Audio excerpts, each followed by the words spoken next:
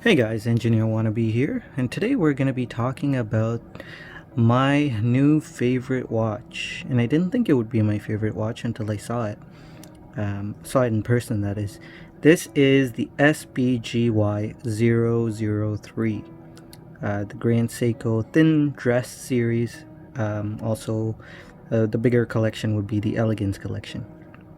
This is a spring drive, time only, manual wound watch. It has a interesting case design, which is reminiscent of a cushion case almost, and it wears absolutely amazingly well.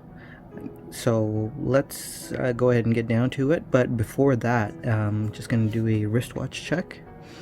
I am of course wearing the SLA 037J1, the 55th anniversary 62 MAS recreation. Guys, I forgot to mention that this watch was loaned into me by Bijou, and I am actually collaborating with them on their YouTube channel. So if you wanted to see more content on this watch, go ahead and take a look at their channel on YouTube. I'll have a link in the description. So let's start with the dimensions for this piece. This is 38.5 millimeters in diameter. It is 43 millimeters lug to lug, 10 millimeters thick with that sapphire crystal, so incredibly thin. 19 millimeters lug width. Movement, of course, is a manual wind movement. This is the 9R31. And there aren't many watches that have this movement out and about, out in the market right now as of this recording. So I mentioned that this was my new favorite watch, and I also mentioned that it didn't used to be my favorite watch when I first saw it in pictures. The reason was because I thought this dial was just a cocktail time dial. It's just a simple dial that is in the $400 Seikos, maybe a little bit more extravagant, but boy was I wrong. The sun rays are actually really tight together.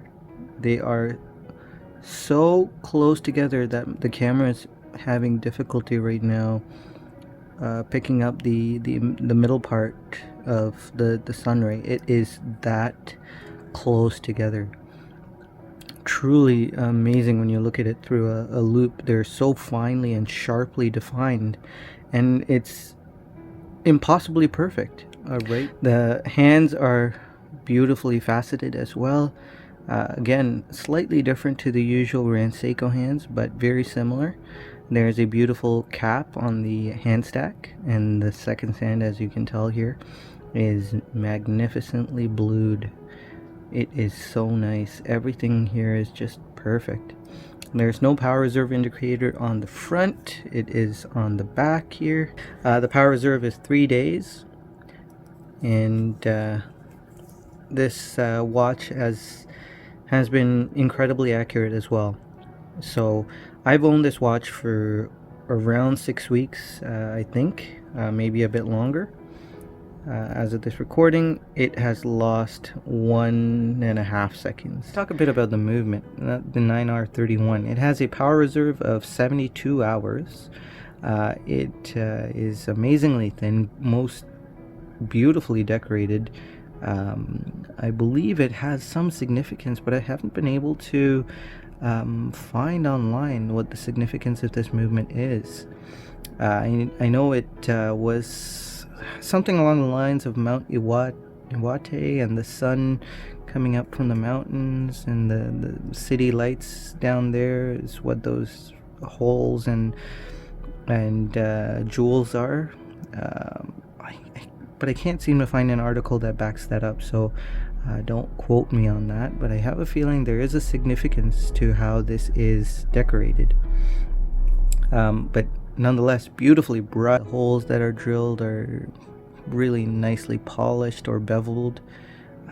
You can see the glide wheel, as they call it, poking through there, and it's very, very nice. I always, whenever I wind this watch, I always pull it, turn it around, and watch, take a look at that movement while I'm winding it, and watch this power reserve as well.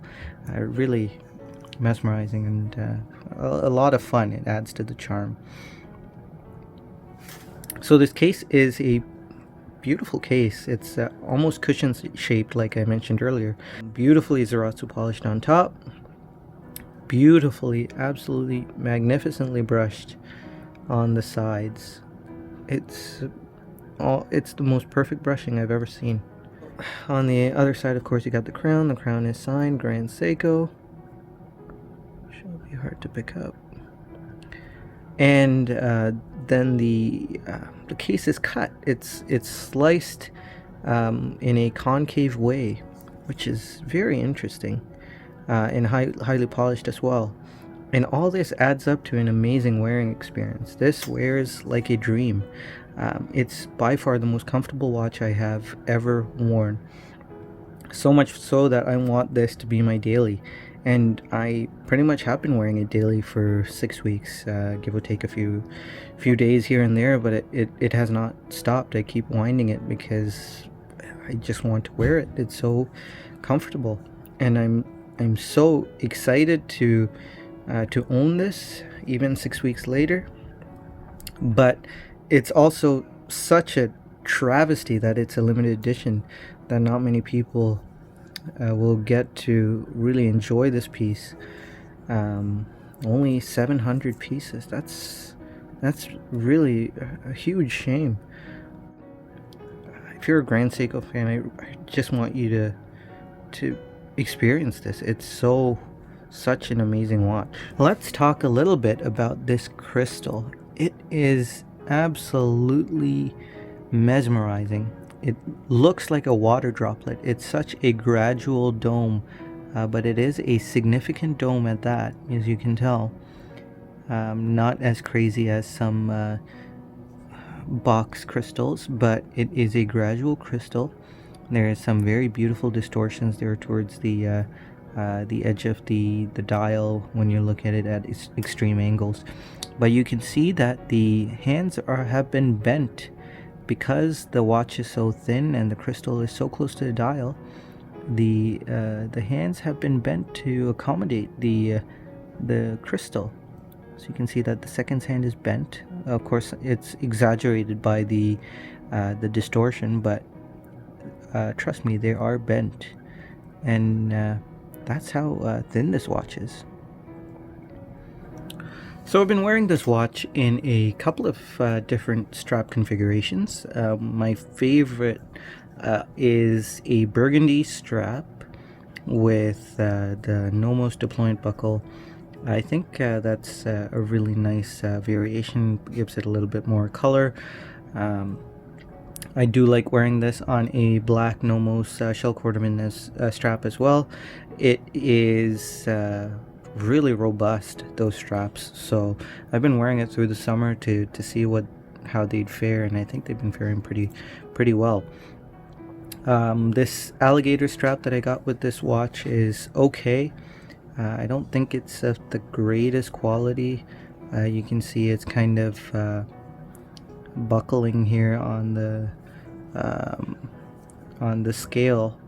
It just happens to fall where the deployant arm goes for me, and so it kind of buckles there, and it doesn't look the greatest on wrist. I don't mind it. Looks really good on a Milanese mesh bracelet as well.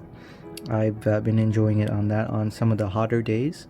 I've been really enjoying the way it looks, especially the way this cushion style case. It has a vintage vibe. The Milanese strap sports it up a bit, and I think it looks great. I neglected to mention this deployant buckle. It's very similar to what you get with most other Grand Seikos that you have on strap. Very vintage looking pin buckle style deployant. It has a metal first keeper, the fixed keeper, and it has another fixed keeper over here, a leather fixed keeper, and then a third floating keeper. So that's the configuration. The arm is pretty long. Gripe, I mentioned this in my SBGY, or sorry, the SBGM221 video. It's a little difficult to get this strap on and off. It's not the easiest thing. You kind of have to feed it in like a pin buckle strap, then give it a harsh bend and pull it through this fixed keeper, which isn't the easiest thing to do. I haven't been a fan of doing this really, but once you do it once, it's kind of one and done, so now you're set for however long. And yeah, so that's a small gripe I have about the buckle. The action is beautiful, you can even hear it. It's just solid. 30-meter water resistant watch, so it's only splash proof, and you might be able to get away doing the dishes, maybe getting caught in the rain, but other than that, I wouldn't go swimming with this watch or anything like that, so be wary of that. That is the only downside I can think of, the fact that it is only very slightly water resistant. Alright guys, that was the review of the SBGY003. I hope you enjoyed it. Let me know if there is anything else that you would like to know about or see in the comments. And I will see you guys in the next video. Take care. Bye.